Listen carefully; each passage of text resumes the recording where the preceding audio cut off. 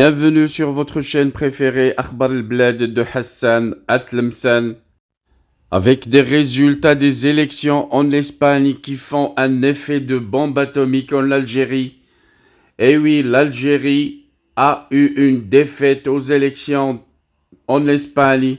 Vous allez vous poser une question, pourquoi l'Algérie et qu'est-ce qu'il a à voir avec les élections en Espagne? C'est facile, je vous réponds. Les Algériens, les caporaux d'Algérie, misaient sur les ennemis du Maroc, principalement le parti de Vox, et une possible coalition entre Vox et la droite espagnole.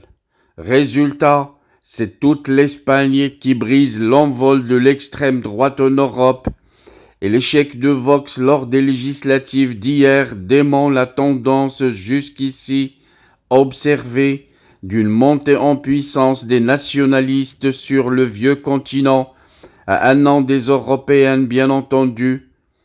Ne pas toujours écouter les sondages. Toute l'Algérie et avec eux Ibrahim Ghali se sentent affolés avec le recul de 19 sièges de la liste espagnole de Vox, et les élections espagnoles viennent de déjouer tous les pronostics, car non seulement Vox passe de 52 sièges à 33 sièges, mais le Parti socialiste de Pedro Sánchez a bien résisté en gagnant 2 sièges, 122 contre 120 en 2019, selon les résultats connus ce lundi 24 juillet. Le pari d'élection anticipée surprise a été gagnant pour Sánchez. L'électorat de gauche s'est mobilisé en sa faveur, car l'ensemble concurrent des petits partis de gauche, surtout le parti Somar avec 31 sièges, recule par rapport à Podemos, 35 sièges en 2019. L'élection espagnole représente un coup d'arrêt à la montée en puissance partout observée en Europe des votes souverainistes et nationalistes lors des dernières élections. L'Espagne ne prendra pas le chemin d'une alliance de la droite et de l'extrême droite, contrairement à ce qui s'est passé en Italie, en Suède et en Finlande, ce qui avait fait le bonheur des caporaux d'Algérie qui adorent semer la polémique avec leur mentalité militaire. Avec 33 députés Vox, le parti nationaliste dirigé par Santiago Abascal a perdu 19 députés. La droite classique, le PP, Parti populaire, dirigé par Alberto Núñez Feijóo, a gagné 3 millions de voix par rapport à 2019 et se hisse en tête avec 136 sièges. Il avait 89 sièges en 2019. Le peuple espagnol demande donc du changement, de la stabilité et un dialogue entre les principales forces politiques, clame Esteban González Pons, député européen espagnol du PP. En tant que force politique la mieux élue, nous voulons conduire les négociations pour former un gouvernement. Notre premier appel sera pour le Parti socialiste en tant que troisième force politique. Nous appellerons également Vox, mais en aucun cas, Vox ne fera partie du gouvernement. En somme, la droite espagnole demande à la gauche de la laisser gouverner en situation minoritaire, car mathématiquement, elle ne réunira pas les 176 voix nécessaires, même avec le soutien de Vox. Mais un autre scénario apparaît possible. Pedro Sánchez pourrait se maintenir à la tête d'un gouvernement Frankenstein, mais à condition de passer un pacte avec les indépendantistes, notamment les Catalans de Carles Puigdemont, avec 7 députés. On voit bien que tout le monde va se casser la tête avec des montages mathématiques pour essayer d'avoir la majorité, car aucune majorité ne sort des urnes, et avec ça Pedro Sánchez pourrait espérer rester à la tête d'un gouvernement.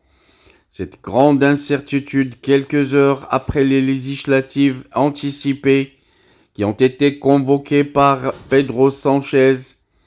La situation est très confuse en Espagne. Le spectre de nouvelles élections dans les prochaines semaines reste une option très importante. Les dirigeants socialistes sortants et rivales conservateurs, Alberto Núñez Feijóo, dont le parti a remporté le plus grand nombre des députés, et il va entamer dès ce lundi 24 juillet des tractations pour tenter tous les deux de former un nouveau gouvernement, car en déjouant tous les sondages qui le donnaient largement battu depuis des mois, Pedro Sánchez est parvenu à limiter les gains de l'opposition de droite et peut espérer se maintenir à la tête du gouvernement. Le Parti populaire PP d'Alberto Núñez Feijóo a finalement remporté les 136 sièges sur un total de 350 au Congrès des députés, alors que le parti d'extrême droite Vox, son seul allié potentiel, n'a gagné que 33. Ils ne totalisent donc tous les deux que 169 sièges, loin de la majorité absolue, qui est 176. En face, le Parti socialiste, le PSOE, de Pedro Sánchez, dispose lui de 122 députés, et Tsomar, son allié de gauche radical de 31 voix. Et c'est devant des militants euphoriques criant « No pasarán », ils ne passeront pas, fameux slogan antifasciste de la guerre civile de 1936 à 1939. Le Premier ministre a revendiqué sa capacité à continuer à diriger l'Espagne. Le bloc rétrograde du Parti populaire et de Vox a été battu. Nous sommes beaucoup plus nombreux à vouloir que l'Espagne continue à avancer, et il en sera ainsi, a-t-il lancé. Avec ses 153 députés, l'alliance PSOE-Somar aura donc besoin du soutien de plusieurs formations régionalistes, comme les Catalans de RC ou les Basques de Bildu, formations considérées comme l'héritière de la vitrine politique de l'État. Mais ils devront aussi s'assurer de l'abstention du parti de l'indépendantiste catalan, comme j'ai dit, Carles Puigdemont, dont les dirigeants ont déjà prévenu qu'ils n'aideront pas Pedro Sánchez à rester au pouvoir sans contrepartie. Oui, les partisans de Carles Puigdemont demandent la contrepartie. Si toutes ces conditions sont réunies, le sortant pourrait alors rassembler sur son nom 172 députés, soit plus que le chef du PP, ce qui lui suffirait alors d'un deuxième vote d'investiture par le Parlement, où seule une majorité simple est requise.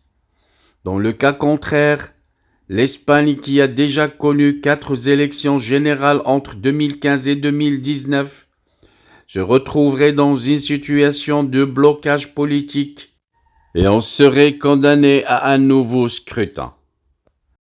Voilà donc, il n'y aura pas de retour de l'extrême droite au pouvoir en Espagne, chose qu'espérait Chengrija, chose qu'espérait Tebboune, pour contrer les intérêts du Maroc.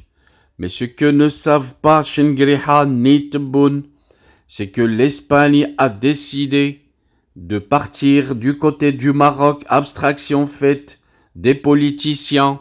C'est l'État espagnol qui se forge sa carrière et qui se forge son avenir en choisissant des alliés sûrs, des alliés fidèles et des alliés pour l'histoire et non pas pour faire plaisir à une poignée de caporaux.